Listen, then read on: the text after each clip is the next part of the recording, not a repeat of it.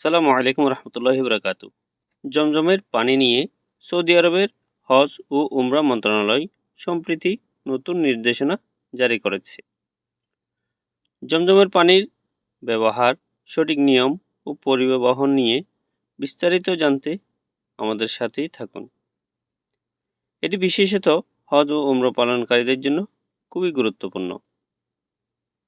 হজ ও উমরা মন্ত্রণালয় বলেছে, কাবা ও মসজিদে নববীতে যখন কেউ জমজমের পানি পান করবেন, তারা যেন অবশ্যই আল্লাহর নাম স্মরণ করবেন, ডান হাত দিয়ে পানি পান করবেন এবং পরিষ্কার পরিচ্ছন্নতা বজায় রাখবেন।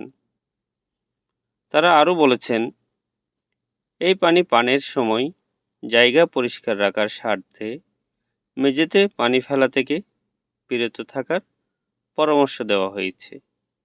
এছাড়া জমজমের পানি ট্যাঙ্ক ছেড়ে অজু না করতেও অনুরোধ করা হয়েছে।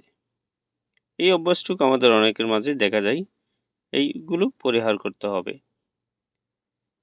আর পানি পানের পর কাপগুলো নির্দিষ্ট স্থানে রাখতে হবে, ঠেলাঠেলি এড়িয়ে যেতে হবে, ভিড় এড়িয়ে চলা ও ভদ্রতা বজায় রাখার জন্য মুসল্লিদের অনুরোধ করেছে হজ ও উমরা মন্ত্রণালয়।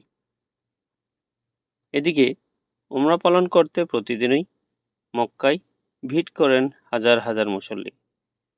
উমরাহ শেষে বেশিরভাগই মদিনার মসজিদে নববীতে প্রিয় নবী হজরত মোহাম্মদ মুস্তাফা সাল্লাল্লাহু আলাইহি ওয়াসাল্লামের রওজা মুবারক জিয়ারতের উদ্দেশ্যে যান।